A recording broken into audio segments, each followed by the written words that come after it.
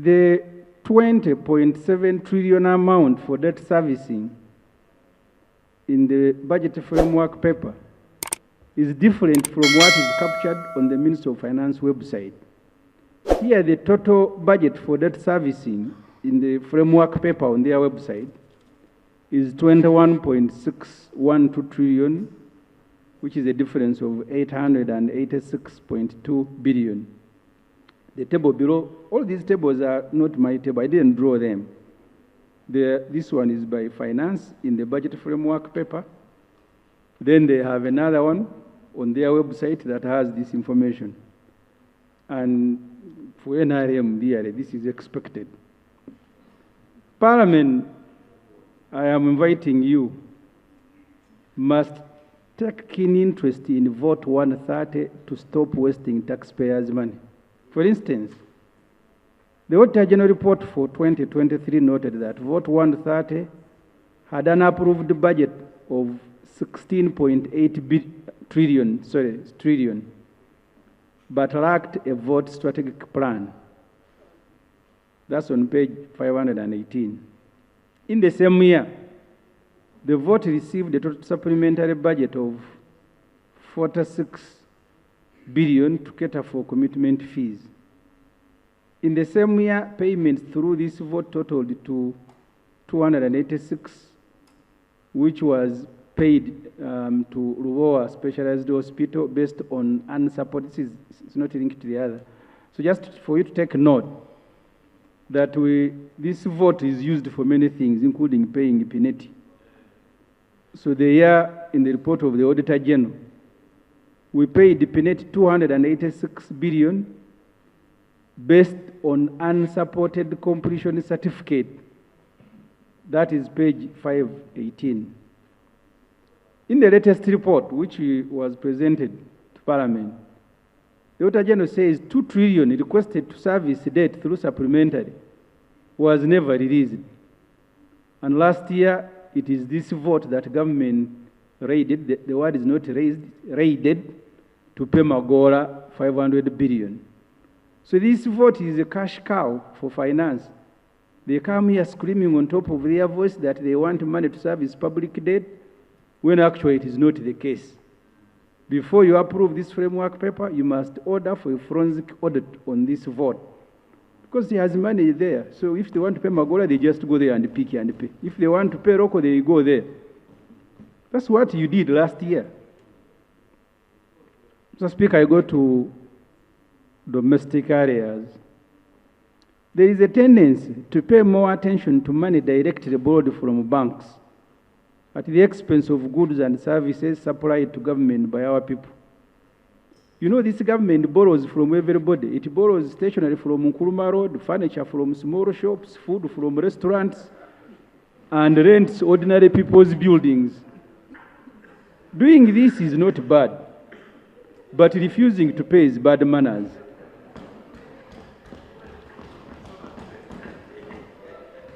Money government owes ordinary people, commonly known as domestic areas, has now hit 14 trillion last financial year. It increased by 30% from 10 trillion 2023. And guess what? They have allocated a paltry 200 billion in the budget to cater for domestic areas. These areas include 260 billion in gratuity and pension. You have seen old people shed tears on television because they unpaid pension, because of their unpaid pension and gratuity. Some people of Mr. Museveni's age die before receiving their pension. Finance claims that then the biggest component of domestic area is 9.1 trillion owed to Bank of Uganda, which they have cleared. If it is true, because even this one we must find out, it means domestic areas now totals to over 5 trillion. Payment of domestic areas must be a top priority of next year's budget. People who borrowed money from banks with attendant interests. Does it make sense to capitalize Ugandan Women Bank to lend to small enterprises and you refuse to pay them when they supply you? I think the intention is to kill businesses of indigenous people at the expense of Chinese and Indians. How comes any cabinet is paid on time, even for no work done? With this information, I invite Parliament to reject the whole of this budget framework paper because it does not comply with the Public Finance Management Act, the National Development Plan. The Minister of Finance should be instructed to submit another framework paper that complies with the law and addresses the many concerns of this House as outlined in the main report. Mr. Speaker and honourable members, I thank you very much for listening to me. Thank you. There is a commitment you made for us here because we said we want to realign our committees with the budgeting process. I was here, I found KCCA was appearing in 4 meetings at once. The executive director, the deputy executive director, the director for what, all at once. Reason being they are scattered all over. We have failed to align our program-based budgeting to the structures. The committee of rules, led by Mr. Abdul Katuntu, presented here a report, and which we considered too, that we shall need to amend section 13.4 of the PFMA, and also the definitions of sector, of budget, and all that. So that here we come back to our rules, we amend our rules, and we make program committees. We stop having sector committees where people are scattered all over. And so I really need, before anything else, the Attorney General to commit to us that the budget for next year, because this one is already ready, and these are direct amendments with no financial implication, just realign it. Thank you. Right Honourable Speaker, we have actually communicated the instruction of Parliament, which we entirely agree with, to the Ministry of Finance. We support Ministry of Finance or whichever entity is the custodian of the law. But what we can do, Right Honourable Speaker, is to follow up ourselves and draft the bill and forward it to them and say, this is our proposal of the bill, and then they can proceed with it. We undertake to do that before the end of next month. Thank you. Thank you. Thank you so much. No, it can't be important when it's not aligning with the rules. Clarification, someone must be on the floor. No one is there. Yeah. So, Honourable Minister for Finance. Honourable Minister for Finance. So, clarification you want to make that can guide the debate, or I open the debate and then you respond later. Okay. I propose that debate be opened. We shall respond at once, at the end. Okay. Thank you. Who were here, we made our resolution that we shall take first priority in terms of submitting to the extent that we registered our names with the presiding officer. So I will be first picking from the members who kept time and registered their interest. That's number one. Number two, I think it's an opportunity for the name of Parliament to be cleared on some of the things. A very good example. In last year's budget speech, the President requested Parliament to support him on the issue of universal free primary and secondary education. The President said, Parliament, support me because you appropriate. Now, if we don't tackle that issue, then they will say, no, the President assigned you, you never address that issue. I think it will be a very big opportunity for us to play our role as the President requested us. And even in the tours he's having, he has emphasized it so much.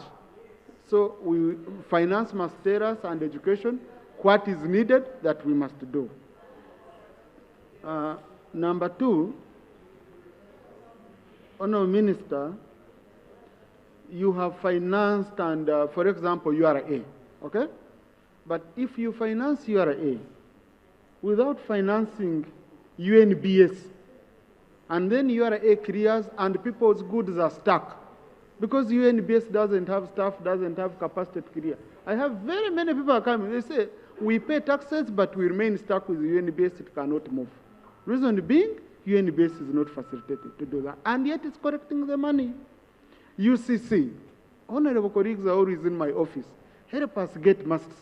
Help us get masks. So I had it called the executive director UCC. Say, but there is a fund which we use that you get from telecoms. I found 50% of that fund is taken to the consolidated fund. So it's not helping us to digitize the rural areas, to do affirmative action for the rural areas. If it's the fund meant for that, why don't we give that money to UCC? And it helps us, we who come from rural areas. I'm tired of MPs coming to my office, and I'm lobbying, I'm calling here and there, when there is a fund created for that purpose. Then the issue of publicity and Signet. Colleagues, you remember when we were talking about digital transformation, we talked of Signet, but as I talk, Signet is only in Kampala, free to air. Free to air. Your people who cannot afford to pay monthly cannot watch you. The ones who watch you, your voters don't have a chance. And yet we programmed very well for that, to say we must be watched by local people who cannot afford monthly payments. So why don't we conclude those things? And finally, two things. I received a call from someone. Asked me, who said, I don't know, I want to understand. How come you're destroying drugs when we don't have drugs in our health centers? And someone hears you destroy drugs of 300 billion. 300 billion. Over 300 billion according to the Auditor General. But they are looking for Panadol in our health centers. They are stuck. So someone says, so did you focus more on those drugs which expire so that you make money and you leave those which are essential for us? And then finally, the Committee on Natural Resources has talked about the issue of iron ore and mining. Honorable Kamuntu's area is good for that. Now, the licenses are not given to the factories. The factories whom we are telling that stop importing steel raw materials, use iron ore from our area, but we say it without giving them the licenses. And you find someone is having around 20 licenses in this country. Let it be for gold, let it be for what? And they are vending. They are vending because there is one manufacturer who told me that a holder of a license asked him for $8 million. A holder of a license who is not using it for anything. For him as a manufacturer, he can't get it. But a holder is having it vending, saying $8 million. Give me, I go, I become rich. I don't care about the rest. So I just wanted to record these observations. Also, I get feedback from the public. And then we open now. I'll start with Dr. Byakatonda, followed by Professor Mushemeza, followed by, for those who were not here when we were starting. Okay, I will not allow procedure. I will first pick the people who came here by 10. Okay, wait, I will give you a chance to submit and your procedure will be covered from there. It's just a debate. Dr. Byakatonda, Professor Mushemeza, Honorable Cherangat, Solomon, Honorable Saro Pendi, Honorable Mseven William, Honorable Kiza Kenneth, Honorable Yonga, Honorable Donald Katariwa. And then I go on there.